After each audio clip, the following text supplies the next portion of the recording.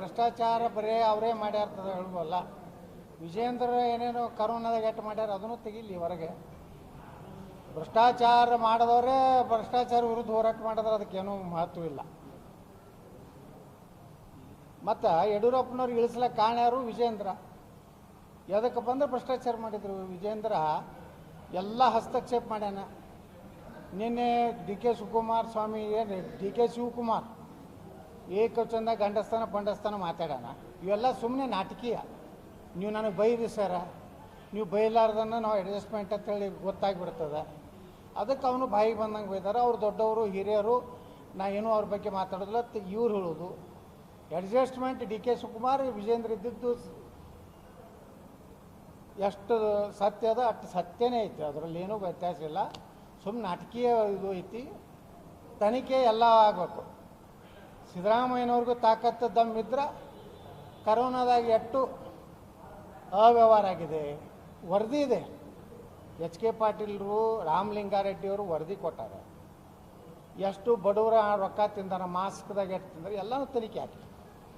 ಭ್ರಷ್ಟಾಚಾರ ವಿರುದ್ಧ ಹೋರಾಟ ಮಾಡ್ಲಕತ್ತಾರಲ್ಲ, ಎಲ್ಲ ಭ್ರಷ್ಟಾಚಾರ ವಿರುದ್ಧನೂ ತನಿಖೆ ಆಗಬೇಕು. ಅದು ಯಾವುದೇ ಹೇಳ್ತಾರೆ ಇದರಲ್ಲಿ ನಾವು ವಾಲ್ಮೀಕಿದು ತೆಗೆದುಕೊಳ್ಳಿ, ಅವ್ರೇನು ಹೇಳ್ತಾರೆ, ನಿಮ್ಮದು ಬೋವಿ ಇದರಲ್ಲಿ ಹಗರಣ ಆಗಿದೆ, ತಾಂಡಾ ಅಭಿವೃದ್ಧಿ ನಿಗಮದಾಗ ಹಗರಣ ಆಗಿದೆ, ತೆಗೀರಪ್ಪ. ಹಂಗಾದ್ರೆ ಎಲ್ಲರದು ತುಡುಗುರ್ದು ಎಲ್ಲರದು ಹೊರಗೆ ಬರಲಿ.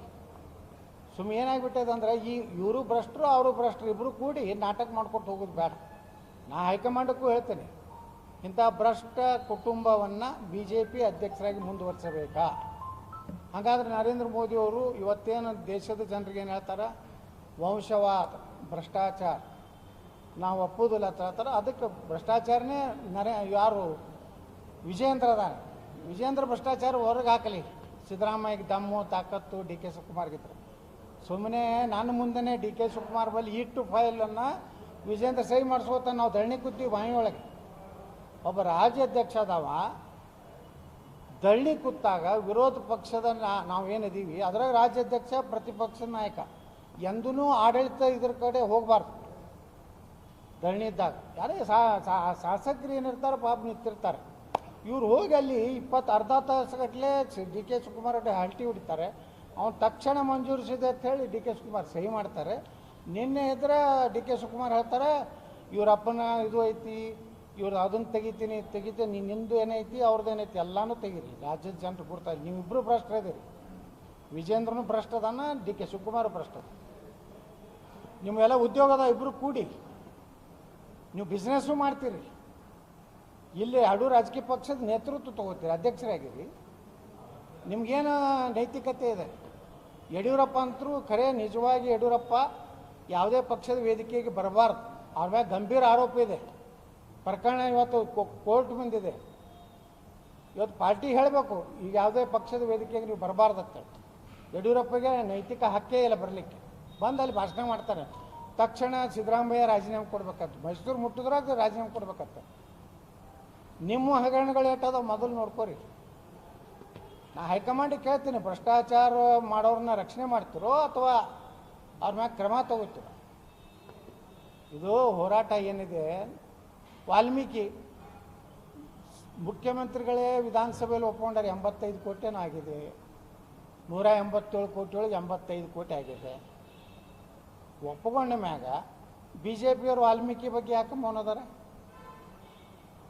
ನಮ್ಮ ಪಕ್ಷದವರು ಯಾಕಂದ್ರೆ ಅಲ್ಲಿ ಡಿ ಕೆ ಶಿವಕುಮಾರ್ ಅವರು ನೇರವಾಗಿ ಅಕ್ರಮ ಮಾಡಿ ಅದು ಹಣ ರಾಯಬರೇಲಿ ಇಲೆಕ್ಷನ್ಗೆ ಹೋಗಿದೆ, ತೆಲಂಗಾಣ ಇಲೆಕ್ಷನ್ಗೆ ಹೋಗಿದೆ, ಬಳ್ಳಾರಿ ಲೋಕಸಭೆ ಇಲೆಕ್ಷನ್ಗೆ ಹೋಗಿದೆ. ಪ್ರದೇಶ KPCC ಅಧ್ಯಕ್ಷನ ಮಾತು ಕೇಳಿ ಅದರ ಮಂತ್ರಿ ನಾಗೇಂದ್ರ ಮತ್ತು ಅದರದ ನಿಗಮದ ಅಧ್ಯಕ್ಷ ಇಬ್ಬರು ಕೂಡಿ ಭ್ರಷ್ಟಾಚಾರ ಮಾಡ್ಯಾರ. ಕೇವಲ ನಾಗೇಂದ್ರ ಒಬ್ಬರೇ ಮಾಡಿಲ್ಲ, ನಿಗಮದ ಅಧ್ಯಕ್ಷ ಮಾಡಿಲ್ಲ, MD ಮಾಡ್ಯಾರ. ಎಲ್ಲದರ ಹಿಂದೆ KPCC ಅಧ್ಯಕ್ಷ ಇದ್ದಾರೆ. ರಾಹುಲ್ ಗಾಂಧಿ ಇದು ಡೈರೆಕ್ಷನ್ ಇದೆ. ಅದನ್ನು ನಾವು ಮುಚ್ಚಿಡ್ತಾ ಇದ್ದಾರೆ. ಅದ್ರ ಬಗ್ಗೆ ಇವತ್ತು ವಾಲ್ಮೀಕಿ ಆದಂಥ ದೊಡ್ಡ ಹಗರಣ ಅದು. 187 ಕೋಟಿ ರೂಪಾಯಿ ನಾವು ವಿಧಾನಸಭೆದಾಗ ಹೇಳೀನಿ. ಒಂದು ಕುಟುಂಬಕ್ಕೆ 1 ಲಕ್ಷ ರೂಪಾಯಿ ಕೊಟ್ಟಿದ್ರೆ ಆ ಕುಟುಂಬ ಒಂದು ಉದ್ಯೋಗ ಮಾಡ್ಕೊಂಡು ಜೀವನ ಮಾಡ್ತಿತ್ತು. 18,000 ಕುಟುಂಬಗಳಿಗೆ 1 ಲಕ್ಷ ರೂಪಾಯಿ ಹೋಗ್ತಿತ್ತು. 187 ಕೋಟಿ ಅದನ್ನು ಬಿಡ್ತಾರೆ. ಇದು ಮೈಸೂರು ಹಗರಣ ಅಂತಾರೆ. ಮೈಸೂರು ಹಗರಣದಾಗ ಯಡಿಯೂರಪ್ಪ ಅವ್ರ ತಂಗಿ ಮಕ್ಕಳಿಗೆ ಎಷ್ಟು ಸೈಟ್ ಅಲಾಟ್ಮೆಂಟ್ ಆಗ್ಯಾವ. ಇವರು ಒಬ್ಬ ಶಿಷ್ಯ ಇದ್ದ ರಾಜೀವ್ ಅಂತೇಳಿ, ಅವ ಯಾಕೆ ಕಾಂಗ್ರೆಸ್ಸಿಗೆ ಹೋದ ಲೋಕಸಭೆ ಎಲೆಕ್ಷನ್ದಲ್ಲಿ. ಇವಕ್ಕೆಲ್ಲ ಉತ್ತರ ಹೇಳಿ ಇವರು ಪಾದಯಾತ್ರೆ ನೇತೃತ್ವ ತಗೊಳ್ಳಿ.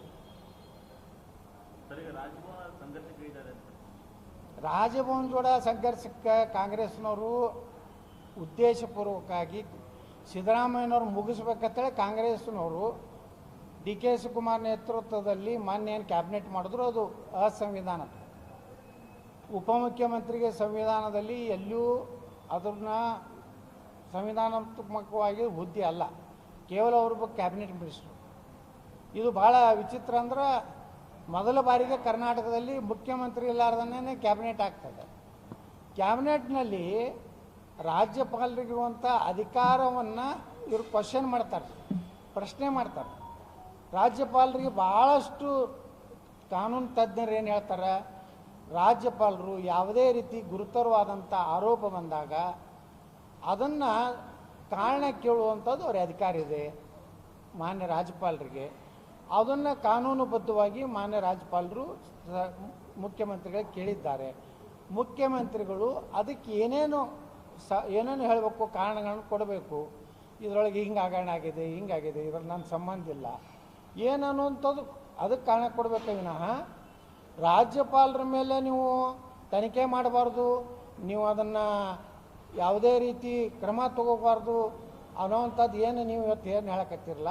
ಇದು ಕಾಂಗ್ರೆಸ್ನ ವ್ಯವಸ್ಥಿತವಾಗಿ ಸಿದ್ದರಾಮಯ್ಯನವ್ರನ್ನ ಬಲಿಪಶು ಮಾಡಲಿಕ್ಕೆ ಹಾಕಿದಂಥ ಪ್ಲ್ಯಾನು. ಅದು ಡಿ ಕೆ ಶಿವಕುಮಾರ್ ಮುಖ್ಯಮಂತ್ರಿ ಆಗಲಿಕ್ಕೆ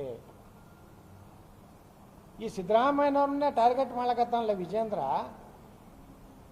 ಯಾವಾಗಲೂ ನಾಗರ ಹಾವಿಗೆ ಹಾಲು ಹಾಕಿದ್ರೆ ಅದು ವಿಷಾನೇ. ಇದೇ ಸಿದ್ದರಾಮಯ್ಯನವರು ಶಿಕಾರಿಪುರದಲ್ಲಿ ಅತ್ಯಂತ ವೀಕ್ ಕ್ಯಾಂಡಿಡೇಟ್, ಒಬ್ಬ ಹಾಲಮತ ಸಮಾಜದ ವೀಕ್ ಕ್ಯಾಂಡಿಡೇಟ್ ಹಾಕಿ ವಿಜೇಂದ್ರ ಗೆಲ್ಲಲಿಕ್ಕೆ ಕಾರಣ ಸಿದ್ದರಾಮಯ್ಯ. ಸಿದ್ದರಾಮಯ್ಯನವರು ವರ್ಣಾದಲ್ಲಿ ಗೆಲ್ಲಲಿಕ್ಕೆ ಕಾರಣ ಯಡಿಯೂರಪ್ಪ ಸಂಧಾನ. ಇವರಿಬ್ಬರು ಕೂಡ್ಕೊಂಡು ಆಟ ಆಡಿದ್ರು. ಅವಾಗ ವಿಜೇಂದ್ರ ವಿರುದ್ಧ ವೀಕ್ ಕ್ಯಾಂಡಿಡೇಟ್ ಕಾಂಗ್ರೆಸ್ನವ್ರು ಹಾಕಿದ್ರು. ಒಂದು ಸ್ಟ್ರಾಂಗ್ ಕ್ಯಾಂಡಿಡೇಟ್ ಇದ್ದ ನಾಗರಾಜಗೌಡ ಅಂತೇಳಿ, ಆ ಪಕ್ಷೇತರ ನೀತಿ 78,000 ಹೊಟ್ಟು ತೊಗೊಂಡ. ಅಧಿಕೃತ ಕಾಂಗ್ರೆಸ್ ಪಕ್ಷದ ಅಭ್ಯರ್ಥಿ 7,000 ತೊಗೊಂಡ. ಇದು ಅಡ್ಜಸ್ಟ್ಮೆಂಟ್ ಅಲ್ಲೇನು? ಇಲ್ಲಿ ವರ್ಣಾದಾಗ ನಮ್ಮ ಸೋಮಣ್ಣವ್ರು ಸೋಲಿಸ್ಲಿಕ್ಕೆ ಎರಡು ಕಡೆ ನಿಲ್ಲಿಸಿ, ಎರಡೂ ಕಡೆನೂ ಯಡಿಯೂರಪ್ಪನ ಚೀಲಗಳು ಎಲ್ಲ ಕೂಡಿ ಅಲ್ಲಿ ಹಣ ಹಂಚಿ ಸೋಮಣ್ಣ ಸೋಲಿಕ್ಕೆ ಕಾರಣರಾದ್ರು. ಯಾರು? ಯಡಿಯೂರಪ್ಪ ಗ್ಯಾಂಗ್. ಇವರಿಬ್ಬರು ಒಪ್ಪಂದ. ಈಗ ಅದೇ ನಾಗರಹಾಮ ಅಂದ್ರೆ ವಿಜೇಂದ್ರ ಸಿದ್ದರಾಮಯ್ಯನವ್ರಿಗೆ ಬೆನ್ನ ಅಂತ. ಅಂದ್ರೆ ಸಿದ್ದರಾಮಯ್ಯನ ಕಿವಿ ಮಾತು ಹೇಳೋದೇನಂದ್ರೆ, ನೀವು ಮಾಡಿದ ಉಪಕಾರವನ್ನು ವಿಜೇಂದ್ರ ಸರಿಯಾಗಿ ತೀರ್ಸ್ಯಾನ. ಅದಕ್ಕೆ ನಿಮಗೇನಾದ್ರು ಸಿದ್ದರಾಮಯ್ಯನವ್ರಿಗೆ ನಿಮ್ಮಲ್ಲಿ ಏನಾದರೂ ಒಂದು ರೀತಿ ದಮ್ಮ ತಾಕತ್ತದ್ದು ನೀವು ಎಲ್ಲರಿಗೂ ಪ್ರಶ್ನೆ ಮಾಡ್ತಿರಲ್ಲ, ನೀವು ಇದ್ರ ಎಲ್ಲ ತನಿಖೆ ಮಾಡಿಸಿರಿ ವಿಜೇಂದ್ರ ಕರೋನಾದಾಗ ಎಟ್ಟಾಗೈತೆ ಅನ್ನೋಂತ ಹೇಳಿ ಆವಾಗ ಹೇಳಿನಿ. ನನಗೆ ಹೈಕಮಾಂಡದವರು ಲೋಕಸಭೆ ಚುನಾವಣೆಗೆ ಏನೂ ಮಾತಾಡಬೇಡ ಅಂತಿದ್ರು, ಸುಮ್ಮಿದ್ದೆ. ಈಗ ಮತ್ತೆ ಇವನ ನೇತೃತ್ವದಲ್ಲಿ ಭ್ರಷ್ಟಾಚಾರದ ವಿರುದ್ಧ ಹೋರಾಟ ಹೈಕಮಾಂಡದವ್ರು ಹೇಳ್ತಾರಂದ್ರೆ ಮತ್ತೆ ನಾವು ಈ ವಿಜೇಂದ್ರ ನೇತೃತ್ವದಾಗ ನಾವು ಹೋಗೋದಕ್ಕೆ ತಯಾರಿಲ್ಲ. ವಿಜೇಂದ್ರನ ತಕ್ಷಣ ವಜಾ ಮಾಡಬೇಕು. ಖರೆ ಅಂದ್ರೆ ಹೈಕಮಾಂಡದವ್ರು ಮಾಡಿದಂಥ ಭ್ರಷ್ಟಾಚಾರ ಹಗರಣಗಳು ಇಟ್ಟದಾವು. ಇದು ಬಿಟ್ಟು ನೀವು ಪಾಪ ಕುಮಾರಸ್ವಾಮಿ ಅವ್ರಿಗೆ ಫೋರ್ಸ್ ಮಾಡಿ ಅವ್ರಿಗೆ ಒತ್ತಾಯ ಮಾಡಿ ಅವ್ರ ಕಡೆ ಉದ್ಘಾಟನೆ ಮಾಡಿಸಿರಿ. ಇದೇನು ನಡೆದದ? ಒಟ್ಟಾರೆ ನಾವು ಭ್ರಷ್ಟಾಚಾರ ವಿರುದ್ಧ ನಮ್ಮ ಪಕ್ಷದವ್ರು ಮಾಡಿದ್ರು ತಪ್ಪೇ, ಕಾಂಗ್ರೆಸ್ನವ್ರು ಮಾಡಿದ್ರು ತಪ್ಪೇ, JDSನವ್ರು ಮಾಡಿದ್ರು ತಪ್ಪೇ. ಅಂದ್ರೆ ಇದನ್ನೇನೋ ಸುಮ್ಮ ಹೀರೋ ಯಡಿಯೂರಪ್ಪಂದೇನು ಒಂದು ನನ್ನ ಮಗನ ಕಡೆಯಿಂದ ಪಾದಯಾತ್ರೆ ಮಾಡಿಸಿ ಮುಂದಿನ ಮುಖ್ಯಮಂತ್ರಿ ಅಭ್ಯರ್ಥಿಯನ್ನು ಗಟ್ಟಿ ಮಾಡಲಿಕ್ಕೆ ಯಾವ ಅರ್ಹತೆಯೇ ಇಲ್ಲ. ಇಂಥ ಭ್ರಷ್ಟಾಚಾರ ಯಾರು ತನಿಖೆ ಮಾಡಲಿ. ಸಿದ್ದರಾಮಯ್ಯ ದಮ್ಮಿದ್ರೆ ಯಡಿಯೂರಪ್ಪನವ್ರು ಮುಖ್ಯಮಂತ್ರಿ ಇದ್ದಾಗ ಆ ಫೈಲ್ಗಳಿಗೆ ಯಾರು ಯಡಿಯೂರಪ್ಪ ಸಹಿ ಮಾಡ್ಯಾರೋ, ವಿಜೇಂದ್ರ ಸಹಿ ಮಾಡ್ಯಾರೋ, ಅದನ್ನೆಲ್ಲ ಇದು ಕೊಡಲಿ, FSL ಕೊಡಲಿ. ಎಷ್ಟು ಫೈಲ್ಗಳದಾವಲ್ಲ ಯಡಿಯೂರಪ್ಪ ಮುಖ್ಯಮಂತ್ರಿ ಇದ್ದಾಗ, ಆ ಸಹಿಗಳೇನದಾವಲ್ಲ ಯಡಿಯೂರಪ್ಪನವ್ರದ್ದು ಅವ್ರದ್ದೇ ಅದಾವೋ ಅಥವಾ ವಿಜೇಂದ್ರ ಅದಾವೋ ತನಿಖೆ ಮಾಡಿ.